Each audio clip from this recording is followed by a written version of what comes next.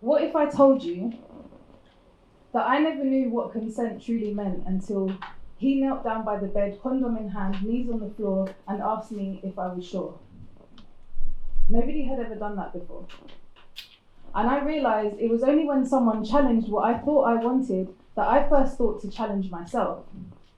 Perhaps uncomfortable feelings would have become words to say no to something that seemed like a good idea at the start if they had ever been asked. But the female body speaks in silence.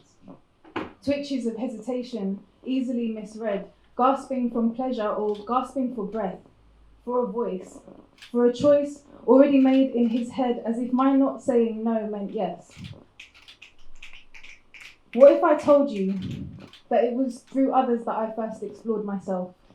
Confusing my teenage chakras, intimacy was too much too soon, rising and falling tides inside me, not yet attuned to the moon. Maybe I can still feel the inner vulnerability.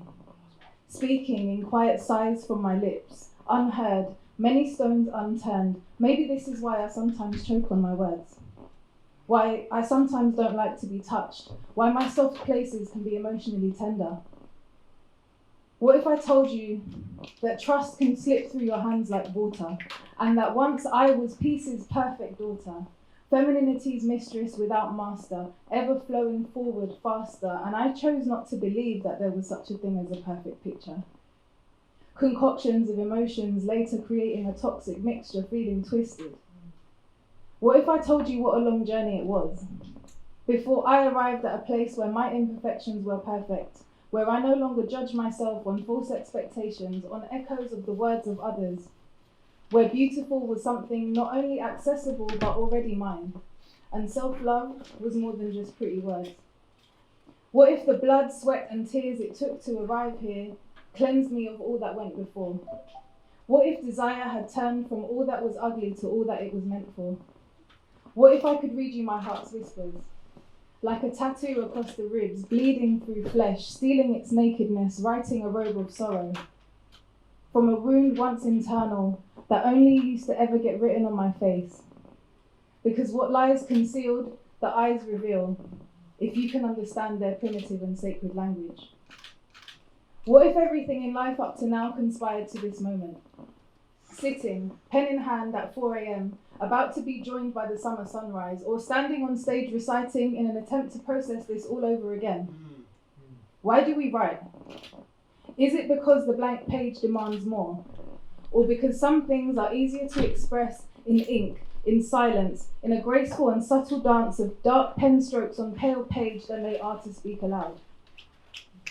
Like, what if I told you that while I don't believe holding on to regrets, there are some decisions I might make differently if there was a shift in the boundaries of reality and I had the opportunity to try again?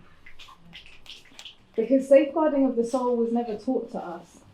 We learn it piece by painful piece each time we fall to the dust and each time we pick ourselves up, slowly building our armor, then having to try not to be completely guarded, a tough balance to strike, a line I am still learning to tread. Walking the tightrope above the lion's den, saying goodbye with love to old friends, the ones I invited into my bed.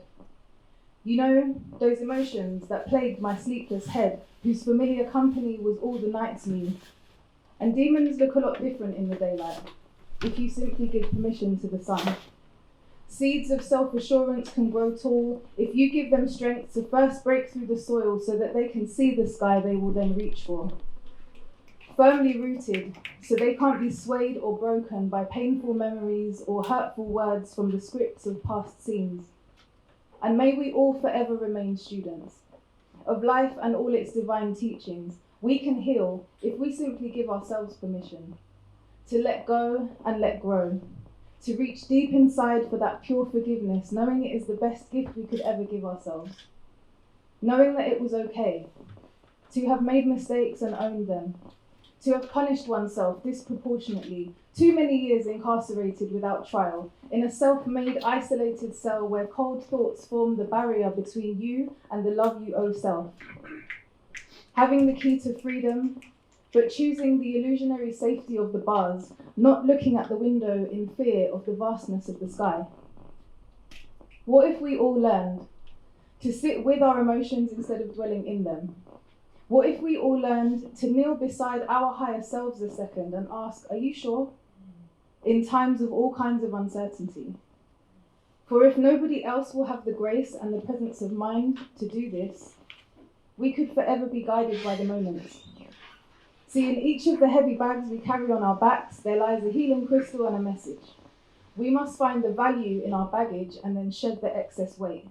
Going forward, knowing that everything in life up to now did conspire to this moment, to the incredible people we have become, to the new people we will be tomorrow, and then again, each rising until we see our last. Thank you.